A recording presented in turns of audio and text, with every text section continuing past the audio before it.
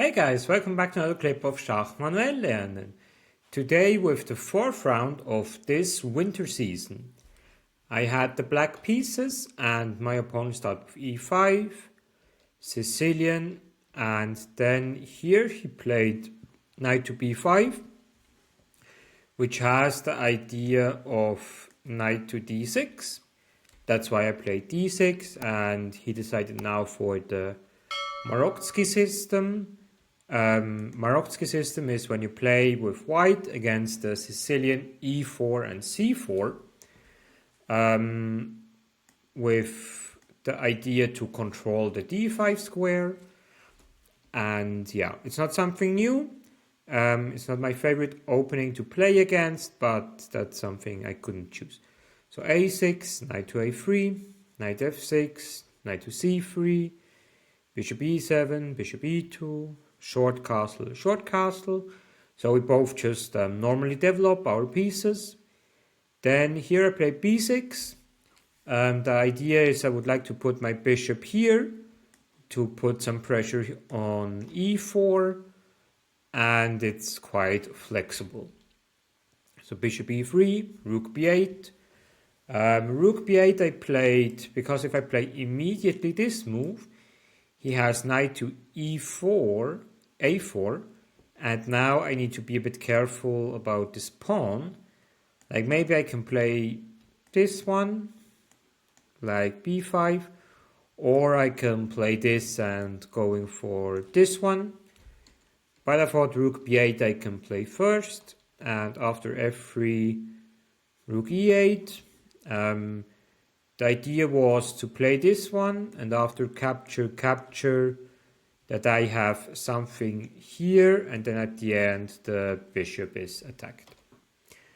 So queen to d2, bishop b7, rook d1, knight to e5, queen b6, bishop a8, to protect the pawn on b6 twice, bishop f2, queen c7, and yeah, here this is a variation. I should put the rook on the same file as the queen, and then something like this would happen, and it's a complete equal position. I played queen to b7, which is a small inaccuracy. Knight to b1, knight to c6, queen goes back, knight to e5. Checking out what my opponent wants to do. And after knight a4, it was clear that he wants to attack here and bring the other knight to the game. That's why I played knight to d7, a3, knight to c5. Now this pawn is not attacked anymore from here. And after knight bc3, I decided to play queen c6. So here white needs to do something with this knight. b3 is not possible due to the capture. That's why white decided to capture the knight. And here, according to computer, d takes c5 is better. Rook b1, rook d8, b4, and then we have same pawn structure on the same files. It's a battle about the D file and so on. I had a different plan in mind, like I played b takes c5 with the idea this one is enough protected and I have some attack here. It's a okayish plan, I would say so, but the thing is the pawn on b2 is easier to defend than I thought. Like rook d1, rook d2, h6, h4, and here I made several inaccuracies like h5.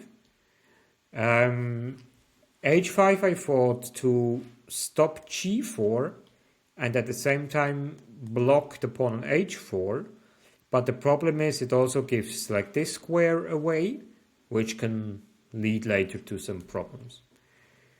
Bishop g3, rook b6, bishop d1, rook d8, knight a4, rook b8, a bit piece shuffling until I played e5. e5 is not a good move because it gives this square away. I was aware of that, but I thought I can bring my knight here on time, but it simply takes too long. So b3, g6, knight to c3, queen e8, rook b1, piece shuffling. And here my opponent decided to play knight to d5. And here I made a crucial mistake. I calculated it, but then somehow I forgot it, that when I capture and he captures, like this is attacked and this one. And what I calculated is after queen here, he captures, I can play this. And then the a3 pawn is hanging if the bishop goes back. But what I missed is like he can just simply capture on c8. And that's why with the knight capture is not good because it just loses a pawn. Yeah, and then I just played a bit too fast, and here I realized it after the first move, and then I was really upset about myself. Because after queen d7, bishop captures, rook c7, bishop c4, white has just a winning position. This bishop is terrible. He will be able to make a pass pawn. He already has one. And he just has more space. So everything is for white. So I go a couple of moves forward. Here I thought I need to desperate doing something to search for counterplay. And yeah, that's why I ended up here with the semi-open G file. And after king h2 I played f6. That was a bit the bluff, like the idea was if he captures I can play this one, and then after this one, something like that I had in mind, to at least play a bit, because if I don't do anything on the king side, then long term I will just lose on the queen side. That's why I made this maneuver. Rook h1, queen g7, and now the idea of rook h1 becomes clear. He wanna walk away with his king. Bishop b7, activating my terrible piece. And here I made a decision to play bishop c1 with the idea if he goes with the rook there I can capture here. And if he captures here, I can play this one, and then both of his rooks are attacked, so I would win material. He played rook b1, capture, king to g6, g4, and then I try to run away. King f8 was neither the best, because after bishop d2, this is a threat. That's why I had to move the king again. And after bishop a6, yeah, we were already thinking for some time. And yeah, here I knew if my opponent plays correctly, I would just lose the game. But it wouldn't be a fighting spirit if I would just resign. So I tried something, bishop g4. The idea was if he captures the rook, I can capture, he captures, I go there. And then somehow I have a bit counterplay, if it's enough or not, according to computer for sure not, but at least it puts some pressure from a human perspective. He captured the bishop, I captured rook h4. This is important to protecting this pawn. And here I played queen f3, queen f2. Best move for him I thought would be this one, because this one I can't really play because then I would get too many problems. Queen f2, And here suddenly I thought, okay, capture on b3. If he trades off the queens, I have at least 2 pawns for a bishop.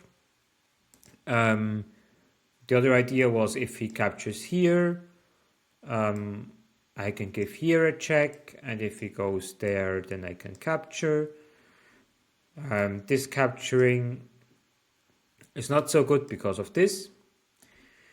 He has a counter move like this one, so the rook is pinned and the queen is pinned.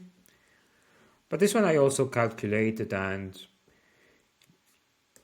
most probably I would have played this, capture, capture, and then I try to hold this position. So we go a bit back. So after rook capture b3, white decided to trade off the queens to go into a winning endgame. According to computer, it is winning. So I also go a couple of moves forward. Here, I was really lucky after this move that he played really fast capturing.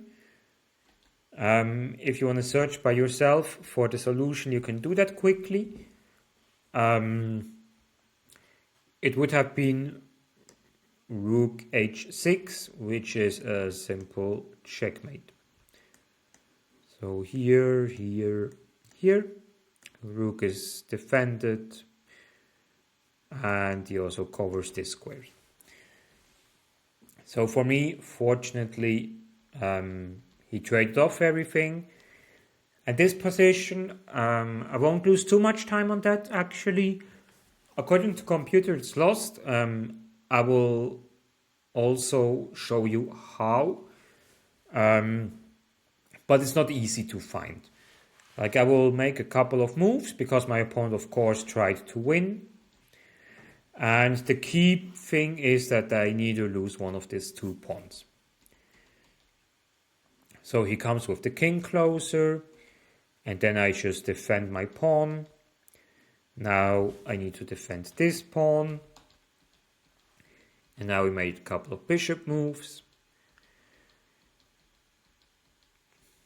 Like I would say up until here.